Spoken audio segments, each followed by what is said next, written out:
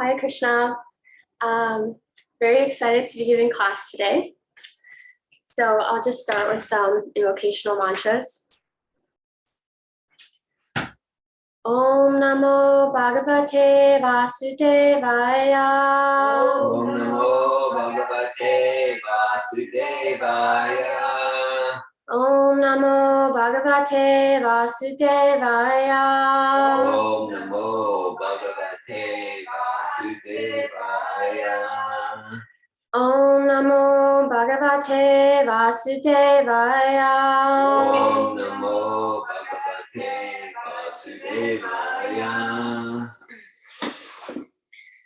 Today I'll be reading chapter 5, text 29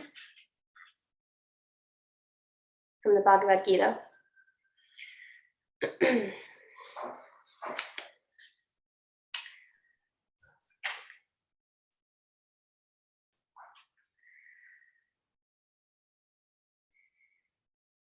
Bhaktaram, Bhaktaram, Jagya, Yagya, Tapasam, Tapasam, Sarva, Sarva, Loka, Loka, Maheshwaram, Maheshwaram, Suridam, Suridam, Sarva, Sarva, Bhutanam, Bhutanam, Gyatva, Yatva, Mam, Mam, Shantim, Shanti, Richati, Vichati, Bokatram, Jagya, Tapasam, Bhaktaram, Yagya, Tapasam, Sarva-loka Maheshwaram, Sarvaloka, Maheshwaram, Surdam Sarva, Bhutanam, Suridam, Sarva, Bhutanam, Gyatva Mam Shantim Richati. Yatvamam, Shanti, Vichati.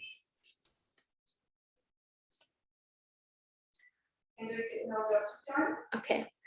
Bokatram Jagya Tapasam, Bhaktaram, Yagya, Tapasam, Sarva-loka Maheshwaram, Sarvaloka, Maheshwaram, Sudram Sarva Bhutanam, Suridam, Sarva, Bhutanam, Gyatva Mam Shantim Rachi, Yatvamam, Shanti, Vichati. Bhaktaram Gyanya Tapasam, Bhaktaram, Yagya, Tapasam, Sarva-loka Maheshwaram, Sarvaloka, Maheshwaram, Sudram Sarva Bhutanam, Suridam, Sarva, Bhutanam, Gyatva Mam Shantim Rati. Yatvamam, Shanti, Vichati. Bhaktaram, Yagya, Tapasam, Bhaktaram Yagya Tapasam, Sarvaloka, Maheshwaram, Sarva-loka Maheshwaram, Suridam, Sarva, Bhutanam, Sridam Sarva Bhutanam, Yatvamam, Shanti, Vichati. Yatvam Shanta Rikshati, Bhaktaram Yagya Tapasam, Bhaktaram, Yagya, Tapasam, Sarvaloka Maheshwaram, Sarvaloka, Maheshwaram, Suridam Sarva Bhutanam, Suridam, Sarva, Bhutanam, Yatvamam Shantim Vikshati. Yatamam Shantim Rikshati. Would anyone else online like to call and respond to the verse?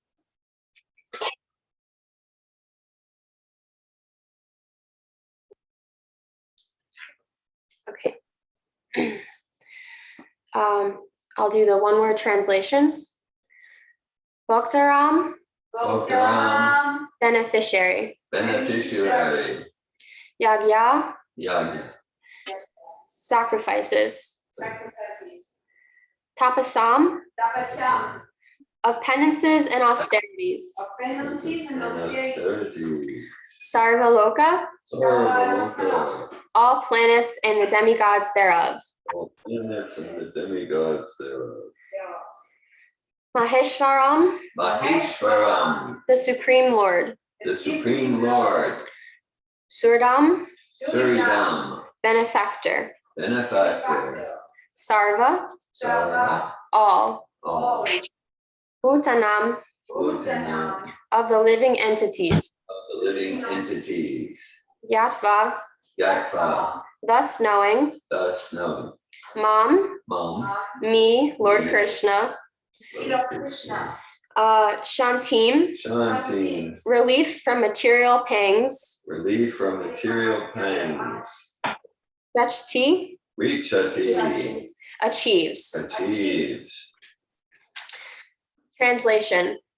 The sages, knowing me as the ultimate purpose of all sacrifices and austerities, the supreme lord of all planets and demigods, and the benefactor and well-wisher of all living entities, attain peace from the pangs of material miseries.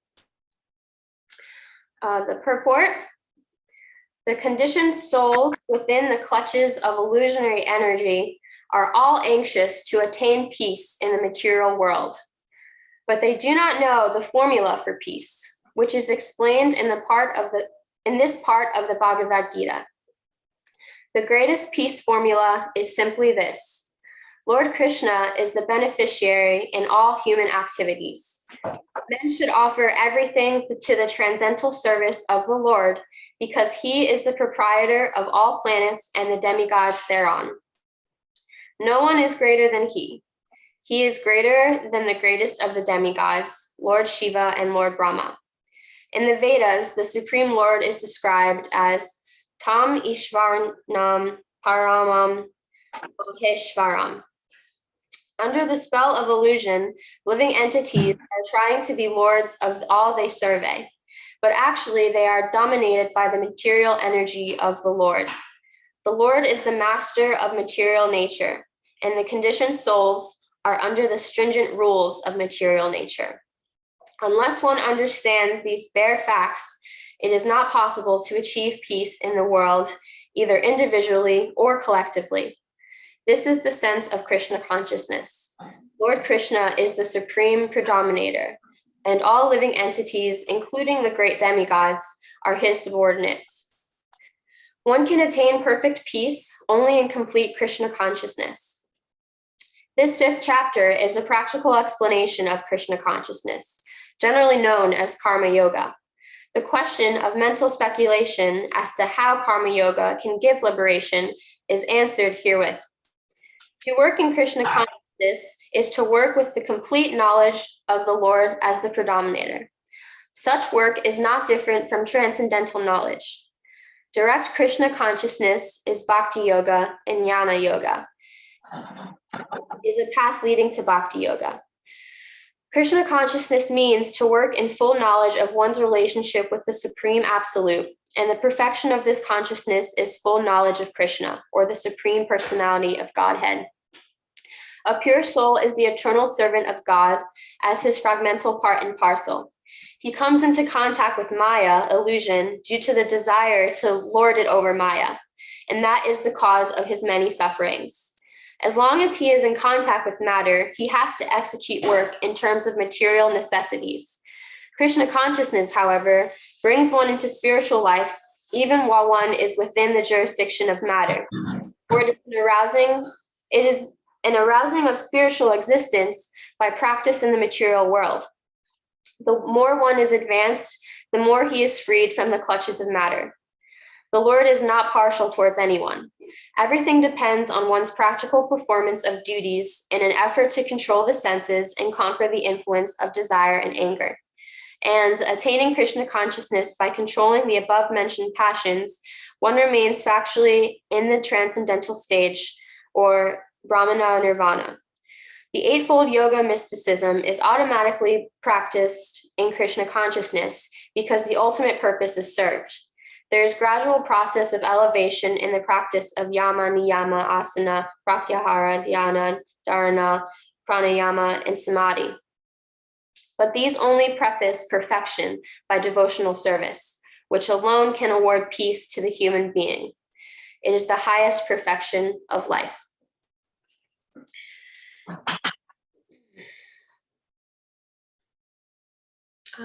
So I'd like to say some mantras. Om Andhyana Timirandasya Ananjana Shalakaya Chakshur Militam Yena Tasme Shri Gurave Namaha. Nama Om Vishnu Padaya Krishna Prasthaya Bhutale Srimate Bhaktivedanta Swami Niti Namine Namaste Sarasvati Deva Gauravarni Pacharine Nirvishesha Sunyavadi Pashyata Desatarine. Jai Shri Krishna Chaitanya Prabhu Nityananda Shri Advaita Gadadhar Shri Vasari Gaura Bhakta Vrinda. Hare Krishna, Krishna Krishna, Hare Hare, Hare Rama, Rama Rama, Hare Hare. I'll read the translation once more.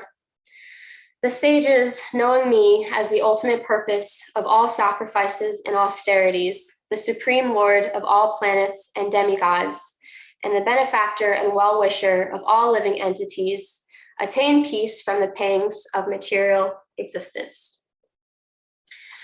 So I chose this verse because in our reading group with Mother Malini, we actually just recently finished chapter 5.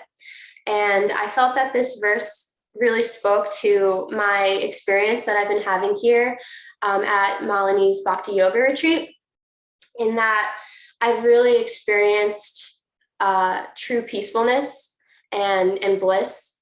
And that experience has come with my practice of devotional service that I've completely immersed myself in while I've been living here. And it really made me reflect on how drastically different my life is outside of being immersed in Bhakti 24/7. I actually told Malini yesterday, like, I don't want to go back to the real world because this feels like a dream. I feel like I'm living in absolute bliss, like just completely living in servitude and devotion.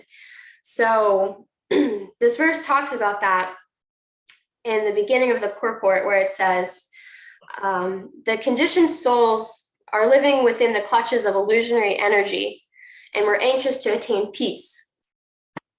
And I was contemplating what that means to be a conditioned soul. And really, we're conditioned because we're cloaked in this materialistic illusion where even though we're part and parcel with God, we're part of Krishna, we've completely forgotten that spiritual nature that we have because we're living in this contamination of the material world. So we're really entangled in the gunas. And I learned yesterday that gunas can actually translate to mean ropes. And I got this really vivid imagery of being tied up with ropes, like physically tied by my arms and legs, like bound together in ropes. And I imagined myself trying to be the controller and being in a river of water and trying to swim in that river, even though my hands and legs are bound up. And that's really kind of what it feels like living in the material world. A lot of the times I feel like I'm just completely entangled and entrapped in illusion. And it really puts a spell on you. So, in like normal life, most of us who aren't practicing bhakti, we have this like ravenous desire to be in control. Like we're very much lusting to be lords. We're lusting to be in power. And we forget like the true nature of things, which is the fact that we're actually being dominated by what we're trying to dominate. So the material energy that we're trying so desperately to control, that's actually what's controlling us. And the reason is that Krishna is the ultimate controller of everything. He's the Lord of the spiritual and the material. And the spiritual and the material are both eternal. So because both of those things are eternal and they're eternally controlled by Krishna, we are completely powerless. Like there's absolutely no way that we'll be able to overcome this spell that we're under in material existence on our own. We simply cannot do it.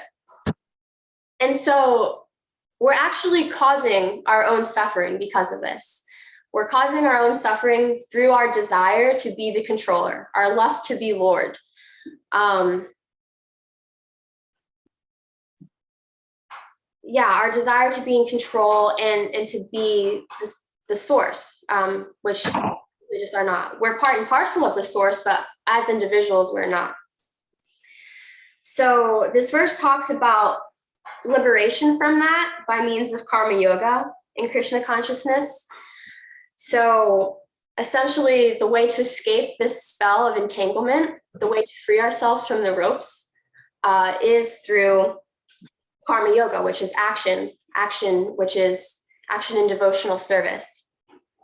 And it talks at the end of the verse, it talks about how, a lot of us are familiar with the yoga system, like that we practice in an asana class.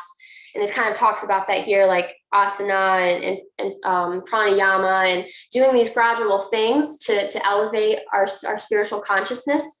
But Krishna consciousness is so great because you get right to the source. You get to experience bliss through the perfection of devotional service, through that karma yoga, through action.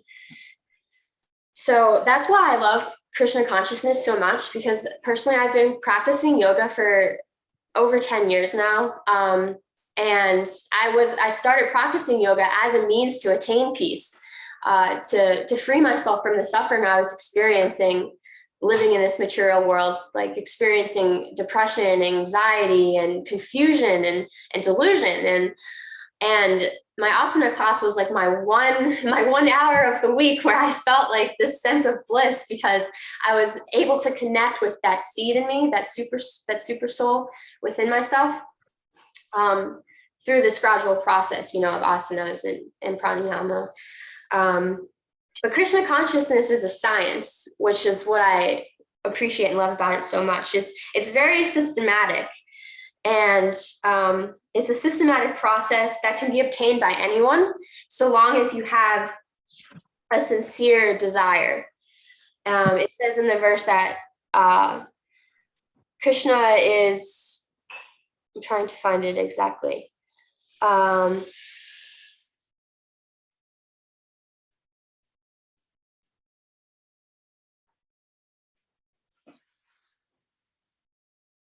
It says somewhere that, the Lord is not partial towards anyone. Everything depends on one's practical performance of duties in an effort to control the senses and conquer the influence of desire and anger. So you don't have to be like this sage that went through this whole process, this eightfold process to obtain this. Like, as long as you have sincerity and you're taking the actions, you're taking the steps that are clearly outlined in Krishna consciousness, then you can obtain that peace and that liberation. So that's what I really like about it, is how it's very accessible. It's a very accessible process. So the step in this process, the very first step is having faith. It's recognizing Krishna as the beneficiary, the proprietor, and the predominator, and acting in complete knowledge of this. So it's having faith that Krishna is there and surrendering to that. It's surrendering and living your life in complete knowledge of this. So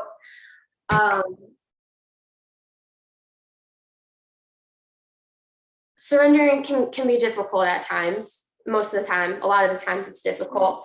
And that's because we're living in Maya. We're living entangled in this illusion.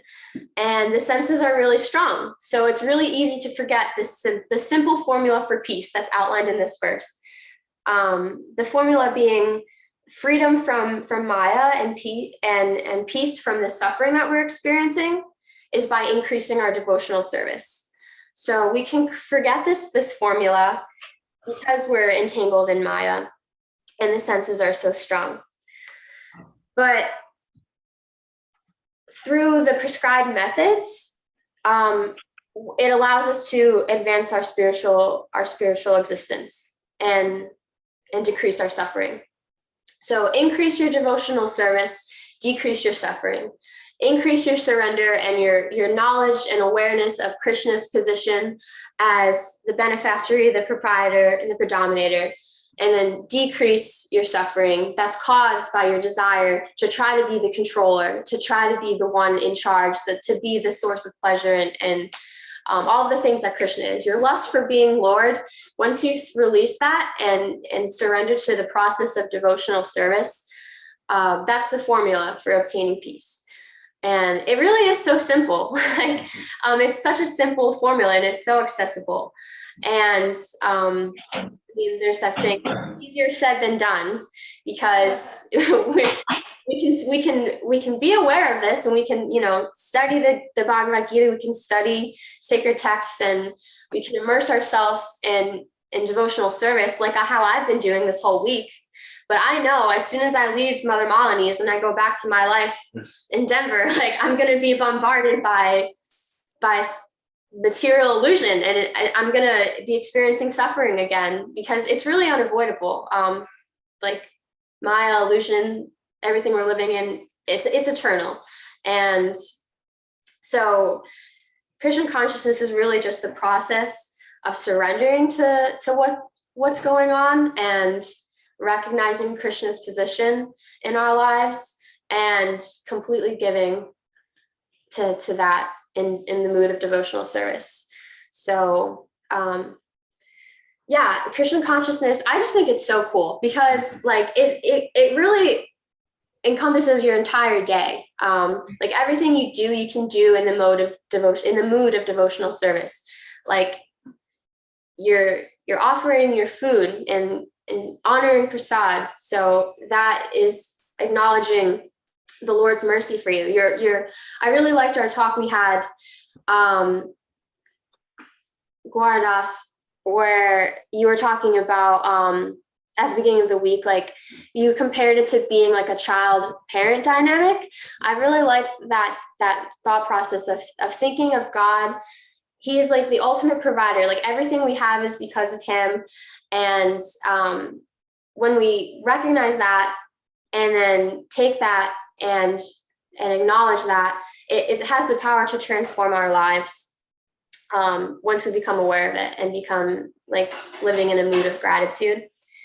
And then also this week, I realized a lot, like, Malini had said something along the lines of, like, you can't make air, you can't make water, you can't make money. Like, everything that is given to us by the mercy of Krishna.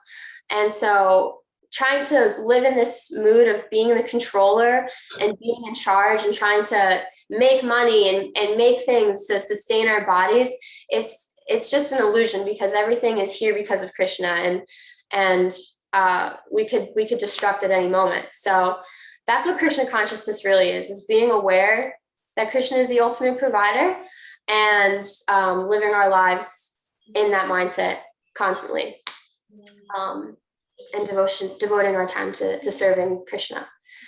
So that's what I wanted to speak about today. This verse really felt like a perfect summary of my experience this week, because I really do live my life, suffering, being the source of my own suffering, because I'm trying to be the one in control. And living immersed in devotional service and studying and practicing Krishna consciousness has given me a new sense of awareness, because, like I said, it's really easy to forget these things. So I'm feeling really grateful for this experience, and I feel like this verse really speaks to that experience of peace that I've had while being here. So I'll open it up to any comments or questions if anybody has anything to say.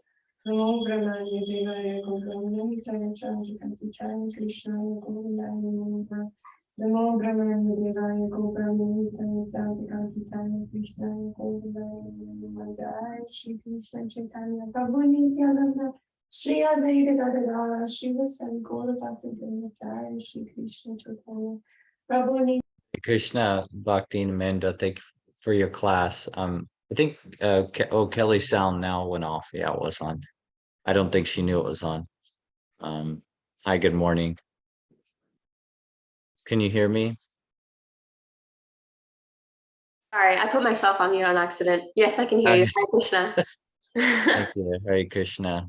Yeah, I think what I appreciate your class. I think what is really kind of apparent is the just how one could really immerse themselves in this process, and just kind of connecting to my own experience of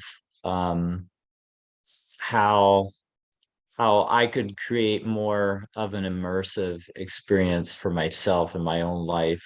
I have the tendency to feel like I can't do that with in the context that life that I'm living. At least I can go there and feel that way. But if I just really sit and like meditate on it, I could see that even in family life, I can still co-create an experience like that, to where I feel immersive. I have that experience more. So I guess I'm just kind of, I feel like that's what I'm taking from your class this morning is that awareness that, yeah, I can be proactive and I can co-create more of that immersive experience for myself. So thank you. Appreciate your class. Yeah, thank you so much for sharing that. I definitely appreciate your comment. I'm hearing you recognize the value of immersion and noticing that in your life you could bring more immersion into your daily practices. And yeah, like I was saying, it's really easy to come up with excuses or to like say like, oh, I'm not able to be in full Krishna consciousness all the time because I have other things going on in my life. But what this verse is essentially saying is that when you do make the effort to be in full Krishna consciousness all the time, then your life is going to be more peaceful, because you're accessing that transcendental bliss, which is everlasting, as opposed to the temporary pleasures that come with, being entangled in your material life.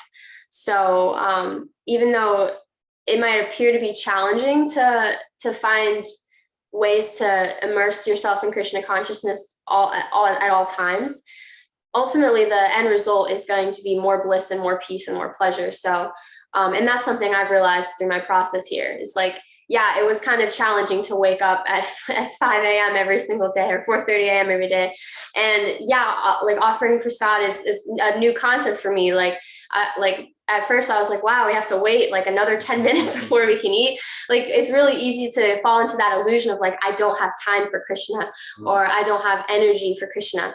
But our time and energy is Krishna's. So when we're living our life in that place of recognition, then Krishna awards us with that transcendental peace and bliss through our devotional service practice. So yeah, I'm happy you're feeling inspired to be more immersed, because I definitely recognize the benefit of that.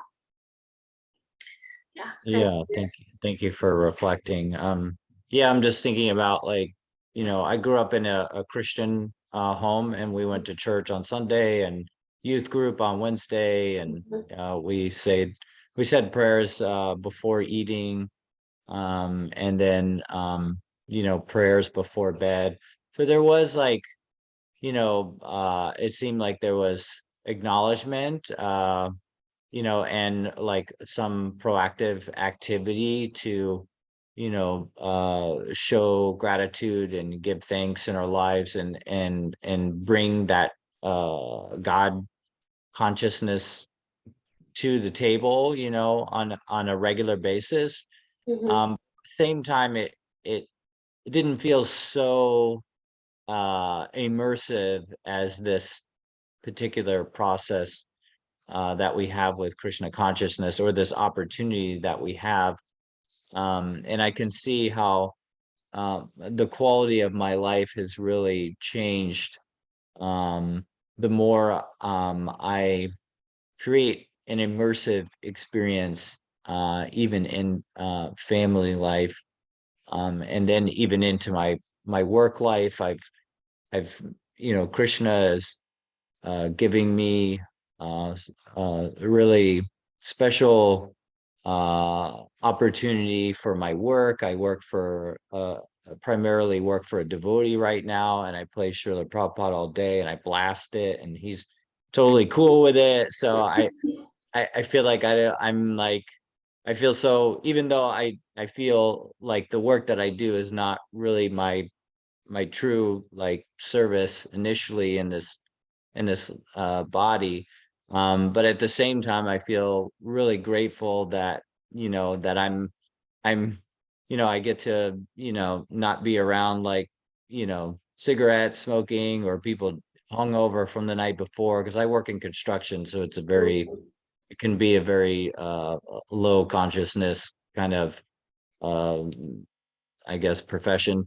Um, so and then other coworkers eating meat around me and stuff like that. So it's I'm working for myself, and then like I said, I feel like Krishna has provide this perfect work opportunity for me as long as I stay in construction currently. So just looking at like our altar and our deity worship, and even though I feel like we practice it pretty minimal, um but still just having our altar in the home is such a big deal. So I'm just looking at like how much like we have established to immerse ourselves, but I'm also looking at like how much more it could be if I were more proactive. So yeah, I appreciate hearing about your full immersion experience. I feel like it's it's been supportive for me. So thank you very much for your class and bringing that to the forefront of my consciousness. Hare Krishna. Yeah, absolutely. Hare Krishna. Yeah. Malini and I were reading a book yesterday, and one of the quotes that just came to mind, it was about Srila Prabhupada, and it said, Srila Prabhupada never had a moment where he wasn't thinking of Krishna. And that was just so inspiring to me, because that's really what I want to strive for, is to never have a moment go by where I'm not thinking of Krishna. And I heard you recognize like there's days and times that you cut out to make for Krishna, just like how you did growing up with your Christian background. Like on Sundays and Wednesdays, you cut out time for God. But yeah, like at the same time, the more that you practice, the more opportunities Krishna gives you to practice. Like you were saying, like you're in a really great position with your work, where you're in a more sattvic type environment, considering the type of work you do in construction. And yeah, it's about trusting that Krishna will always make those arrangements for us.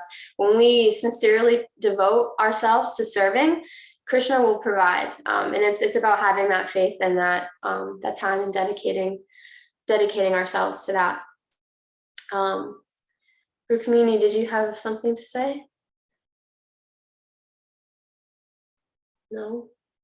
Okay. She did like a heart. I don't know. I'm new to using Zoom, so I apologize if I'm not understanding anything. Yeah. There's a chat, Kelly. Oh, there's a chat. Let me check the chat. How do I check it? Oh, there we go. Okay. I don't think anyone said anything there. Yeah, there's nothing on the chat. Okay, great. Yes, Melanie. Hare Krishna, thank you for class, and it's very inspiring. And it's just, I need to absorb. I want to immerse myself in Krishna consciousness. Yes. Yeah, very much.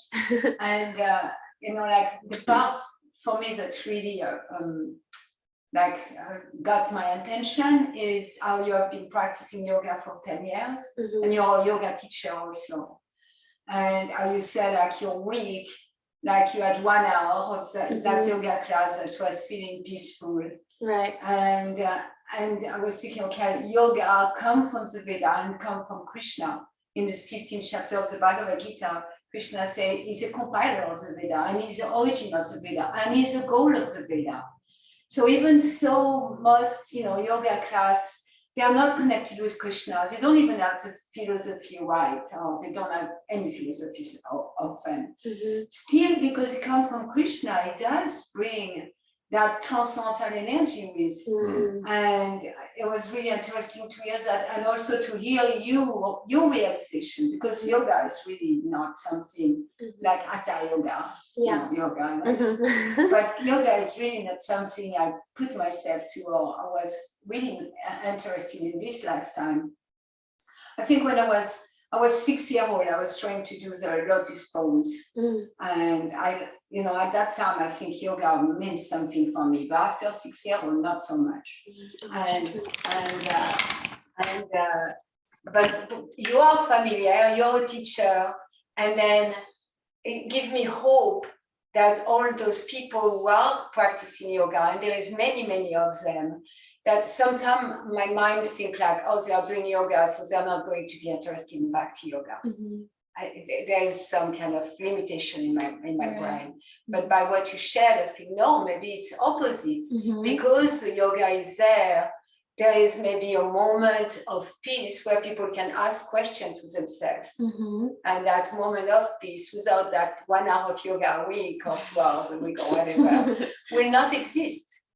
So it really changed my belief system, and I like to hear more, how, like to integrate, how to integrate and bring that sense of those quality of Krishna Bhaktaram, like he's the beneficiary of all, he's the origin of all, is our, is our friend, how to integrate that with, for people who are familiar with Hatha Yoga. And, in Greenville, we have been speaking about Greenville a lot.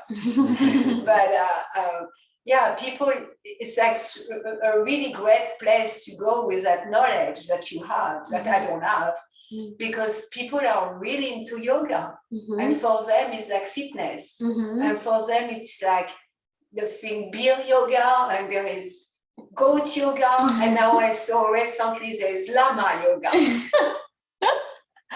And so, like, how to support people to come to Krishna consciousness through yoga. Hare Krishna. Hare It's very Krishna. inspiring for me what you said. Thank you for your comment. I think it's true that the yoga asanas that so many are familiar with is a really great like gateway like into Krishna consciousness, because so many of us are like eager to realize or to experience peace and bliss. And so we're doing all these different things, like going to yoga class, even if it's with goats and beer and wine as like a social thing. And we're experiencing like the magic of meditation and of being with our breath and getting a taste of that spirit soul within us. And of course the world is eager for that, because we're suffering in this material existence. So yoga asana is just like the tip of the iceberg, and it was for me. And it's really like the first step of realizing there's something better, there's something more peaceful, and realizing that you can take that into your whole life, and it doesn't have to just be like, during your 10 minutes of Shavasana at the end of class, like it can be all the time. It can really be all the time. And it's really not that complicated either. That's what I really love about this verse is that like, it's such a simple system of like, just engage in devotional service and you obtain peace. Like it's that simple. And the devotional service is not complicated. Like chant the holy name, chant Hare Krishna, like use your japa beads and meditate. And then just from there, like you are walking on a path of leading to such bliss and tranquility. So okay. Well, there's a comment in the chat. Okay, so Kelly just said, my deepest apologies. When I signed in, it was muted. I thought so nice that they set it up that way. Then I went to cooking and listening to your inspiring class. Thank you for sharing yourself. I apologize. I was just saying, you were okay, Kelly. I was able to mute you. Thank you for your apology, though. chocolate yoga, yum. Yeah, chocolate yoga. There's all different sorts of yogas these days, but they don't realize they're really trying to get to bhakti. Yeah. Any other comments or questions in the chat? Hare Krishna. Seems my kind, but maybe it was a heart or something. So Yeah. Hare Krishna. Anandini. Thank you for your class. Yes. I really like this. I like this verse a lot about peace. And I wish I had learned this earlier, that this is the way to find peace. Mm-hmm. I was just reflecting on when you were speaking that there's so many times when I feel anxiety because I feel anxiety because I think I have to figure it out. Yeah. I have to find the solution, and every day brings so many problems to solve.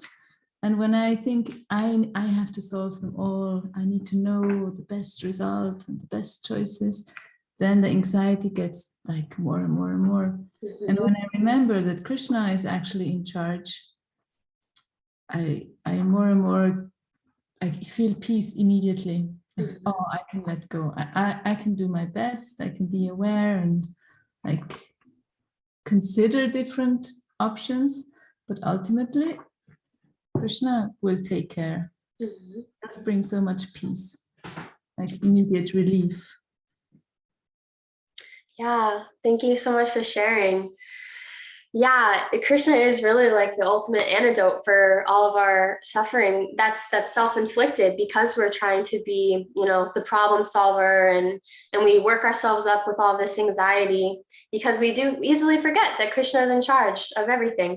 And yeah, that's why many people try to numb themselves or turn to ways to try to fix their anxiety because they forget that Krishna is in charge. But I like how you said, like, you get almost instantaneous peace once you surrender and recognize that Krishna is in control and that you don't have to solve the problems. Yeah, it really is. It's pretty instant. It's which is really powerful and magical, in my opinion. So thank you for sharing. Hi, Krishna, Kelly. Hi, Krishna. Thank you so much for your class. I am inspired, and I'm appreciating also off of Anandini the how you mentioned peacefulness comes from the practice of Bhakti Yoga. I've been speaking with a new friend recently, and he's inquiring about happiness and attaining happiness and how do you stay happy all the time, and so he inquired how I apparently seem quite happy, and I said, I'm not happy all the time, and I'm not sure that's really my goal anymore, to be happy, that I've really been relishing a peacefulness that I'm discovering, where when I'm at peace, like that's really the best. Happy's fun, but I know it's short, and I can get anxious about when it's going to stop. And so when I'm in peacefulness, there's no anxiety. There's no, it doesn't feel as much of a beginning and an end. I know that I will get disturbed, but as long as I stay connected. So I'm appreciating your sharing to remind me that peacefulness is a result of my chanting. When I choose to chant, when I choose to offer and to serve in whatever little ways I do. Yeah. That's why I'm connecting more and more with peace in my life. And so thank you for connecting those for me. Yeah, thank you for sharing that. Yeah. Sometimes we could get caught up in wanting to be happy all the time, or like only experience bliss and pleasure, but all energies are divine from Krishna, even the ones that are uncomfortable, like anger and sadness and frustration, anxiety, and it's about connecting with like super soul and maintaining steady and peaceful through like remembering Krishna's position in our lives. Because because we're living in the material world, like it's not possible to always be happy or to always be experiencing bliss, but we can always choose peacefulness through practicing bhakti. So yeah, thank you for your comment. Really appreciate that. Krishna. Srila Prabhupada said, how can there be any happiness if there is no peace? Mm, Because the real happiness is not the temporary one, the one that have a beginning and an end. The real happiness is a peace of the soul. mm. So how can there be any happiness if there is no peace? Yeah. That's how the password. Beautiful. You have to answer. Okay. All right. Ooh, lots of hands. Okay. I saw, I'm sorry if I can't pronounce your names. Gringerji? George, George. Church. it's not Sanskrit. It's not Sanskrit. Okay. Hi, George. Hi, Krishna. Hare Krishna, thank you so much for class. Yes. This conversation, I'm appreciating how it's going, and I just wanted to piggyback off of what just Kelly said. I remember growing up in the Greek Orthodox tradition, and there's a prayer, or I guess a blessing that the priest does at church. And it's in Greek. He says, Irini Pasi, and he repeats, Irini Pasi, Irini Pasi. And Irini Pasi means peace be with you.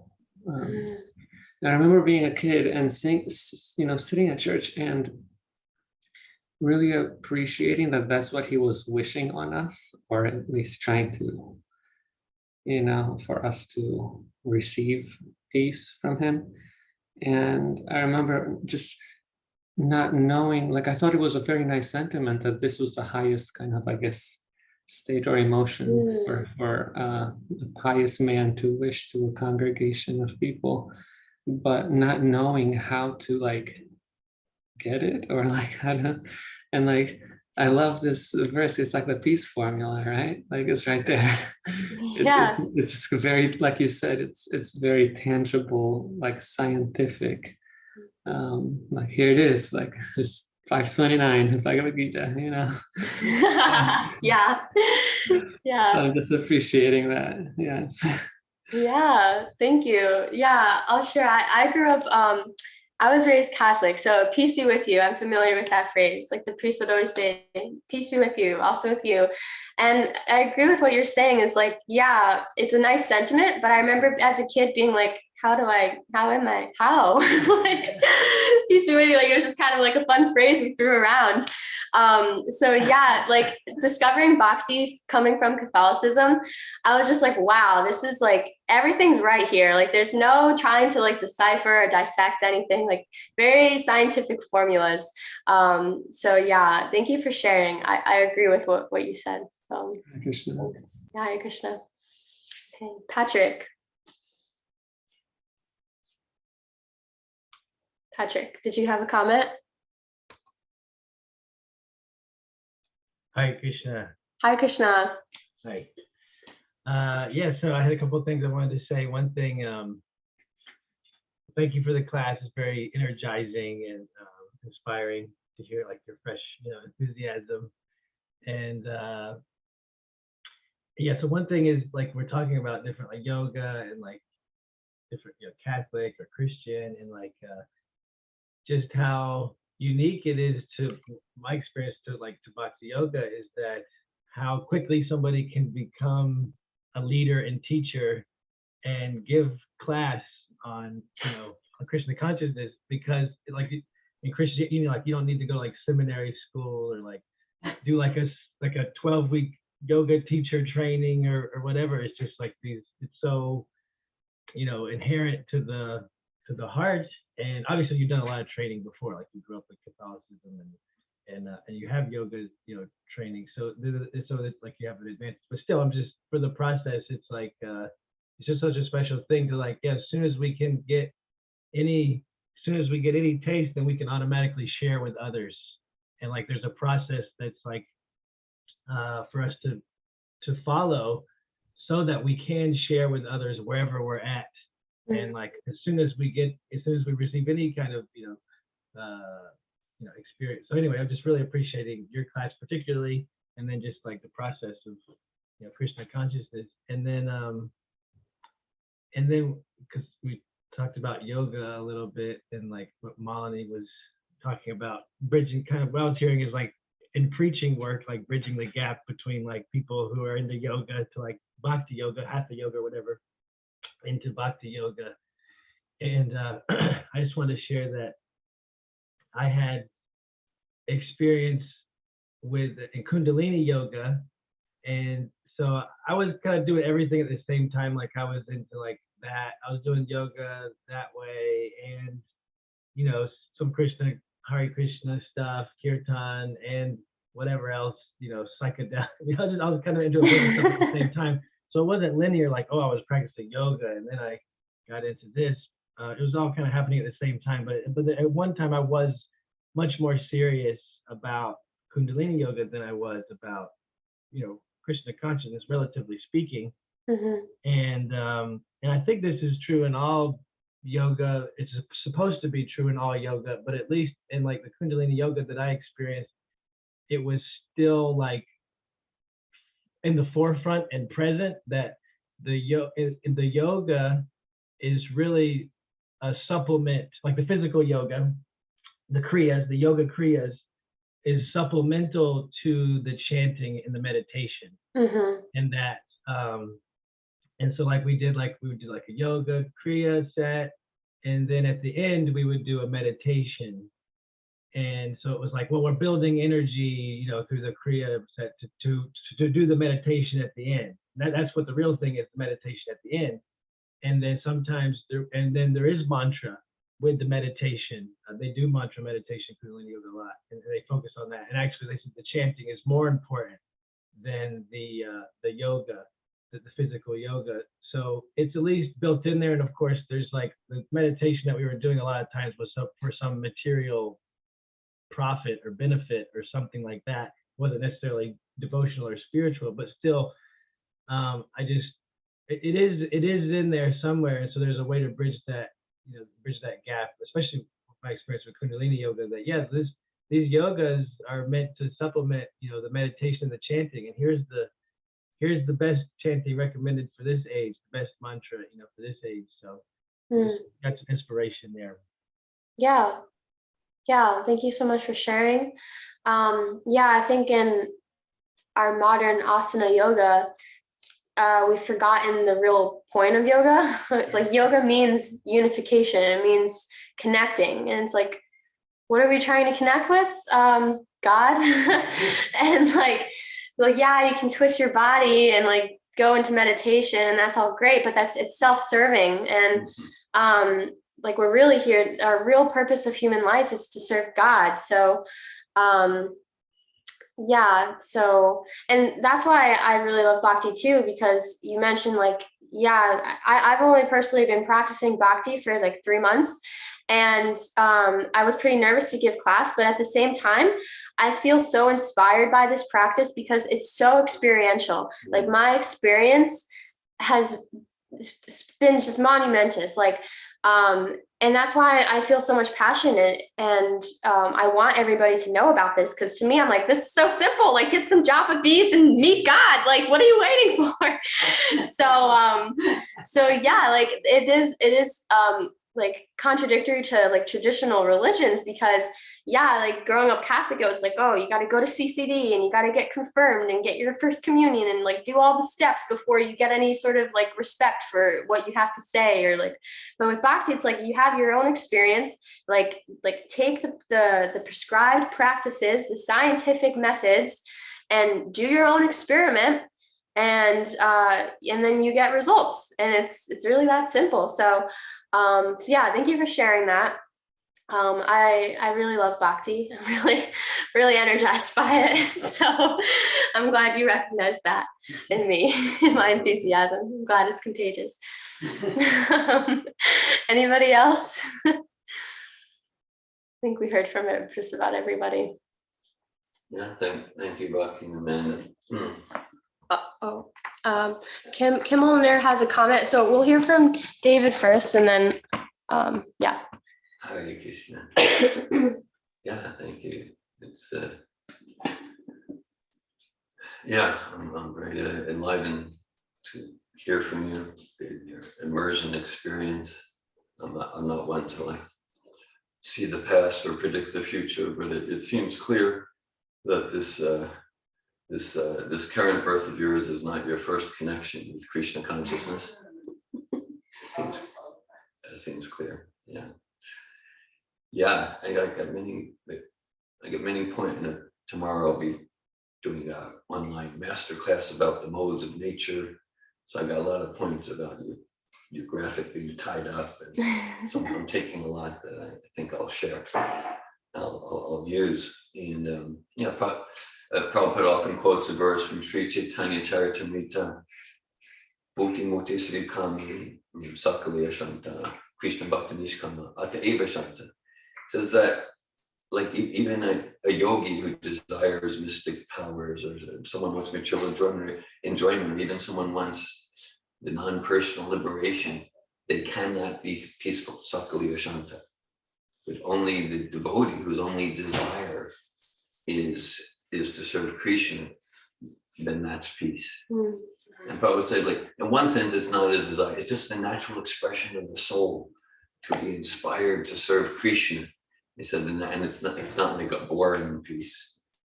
It's a dynamic peace. So Prabhupada quotes Lord Chaitanya a lot, this as a natural accompaniment to this, where this is the peace formula verse. That really only when we give ourselves in full realization of this verse that we studied from today, that's peace. And all right, so I appreciated the point you made, that both Krishna consciousness is eternal and Maya is eternal. At the same time, we talk about the temporary nature of material life, temporary. So what's your understanding of that? What's your understanding? Because we, like, even this morning, we talked about the eternality, Krishna consciousness. Bhaktin Kelly asked about also spiritual pleasure means it's eternal, and temporary nature, material. So how do you understand that with material energy being eternal? I'm glad to hear from you. Yeah. Thanks for your question.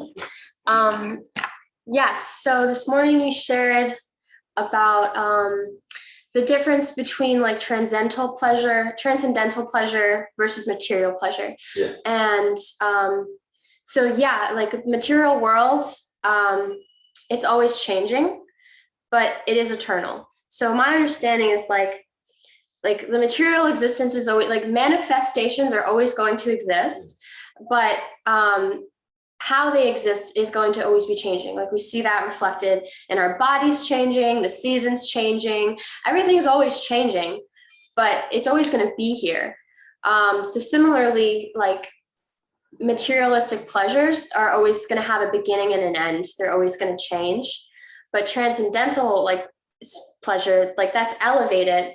That's a spiritual experience, which is eternal in that it doesn't have a beginning and an end, like how material world has a beginning and end to things. I don't know if that answers your question or makes sense. It does. I appreciate your response very much. Yeah, and your response is completely consistent, according to my understanding, with Bhagavad Gita, Prabhupada's teaching.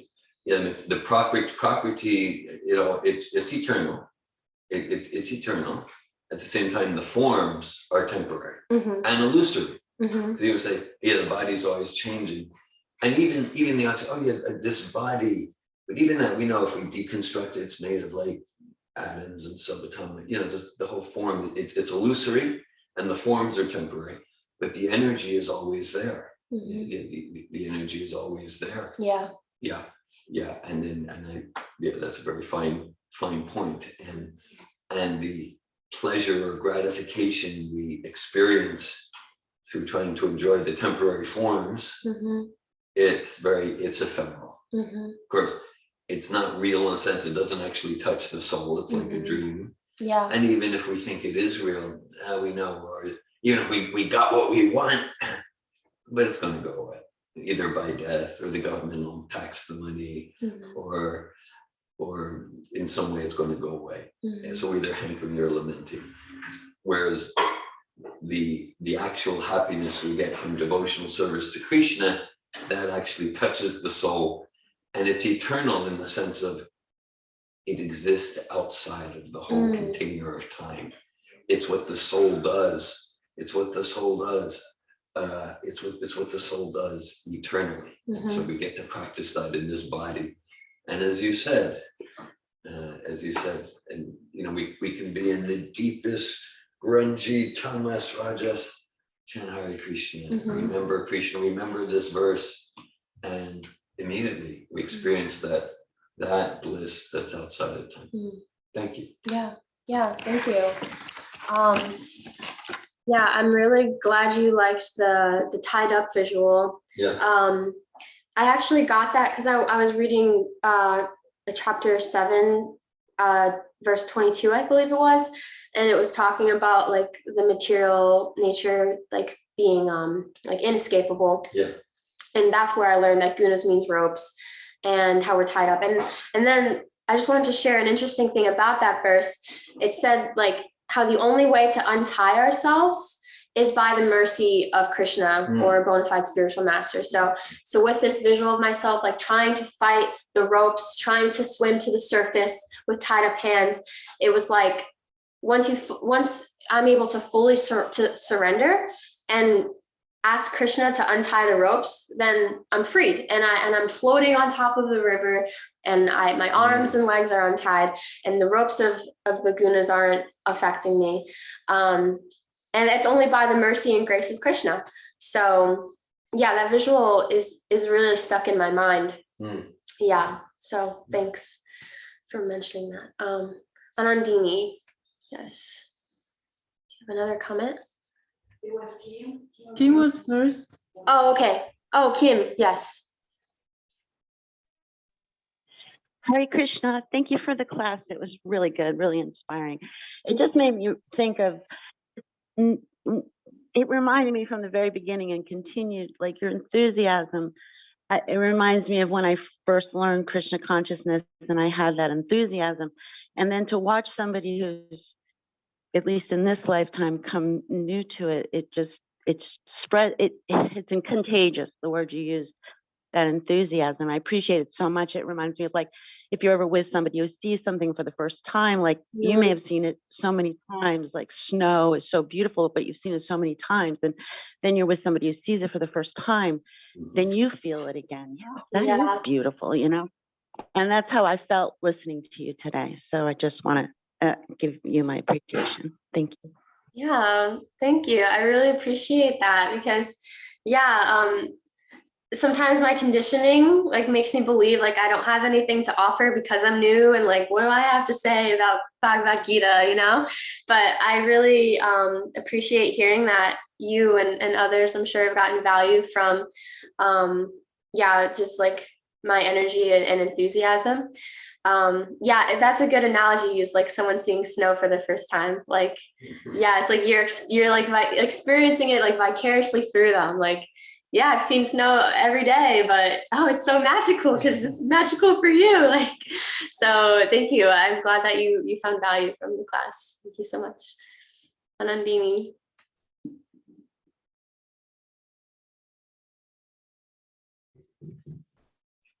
Hare Krishna. Hare Krishna. Thank you for your class. And thank you for sharing your joy after this week of intense experience.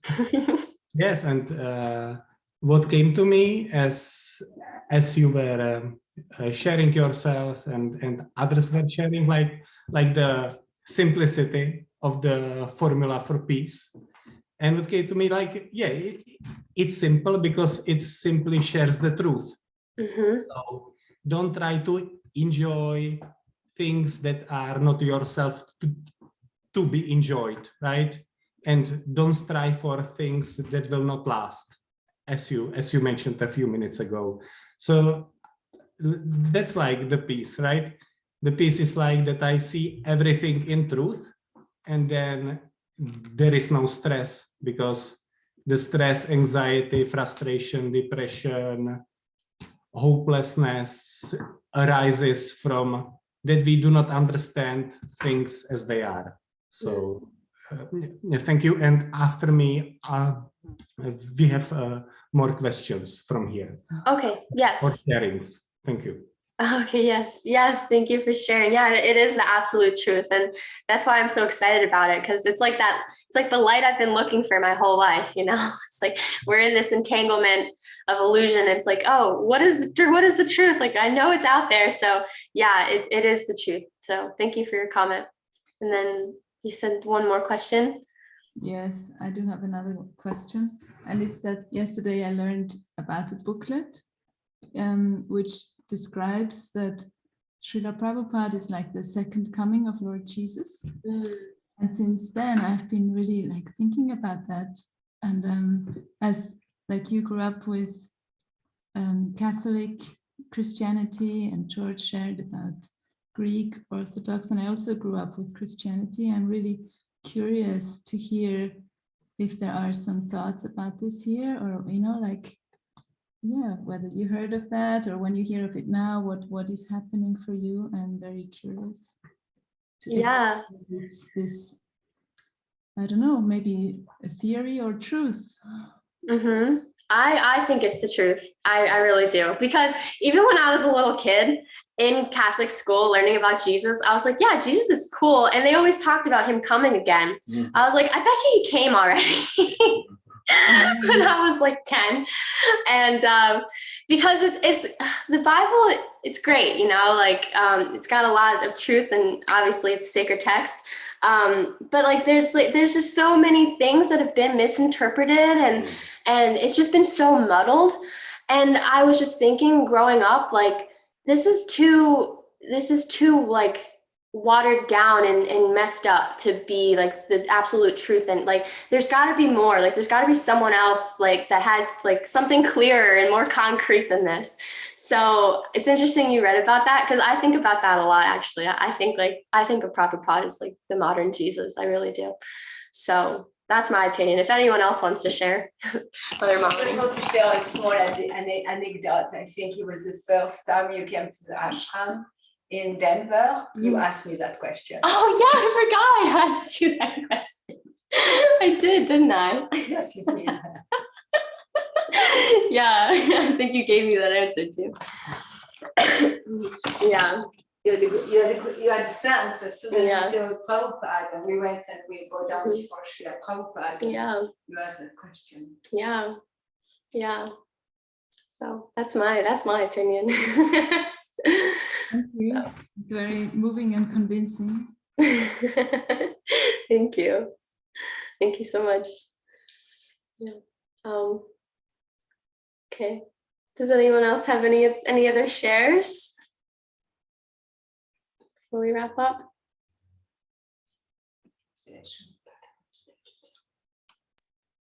Okay. Hare Krishna. Hare Krishna.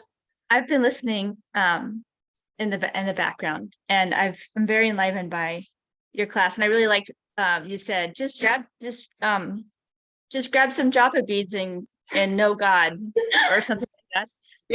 Like, hello, it's just really simple, and that was really enlivening, and I look forward to being with you this afternoon doing Harinam Sankirtan.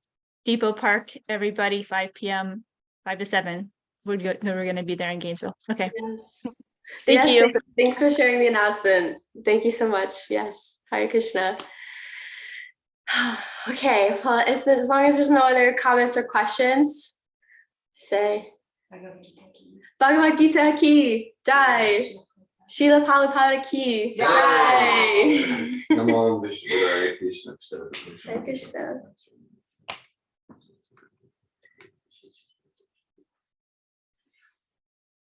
Hare Krishna.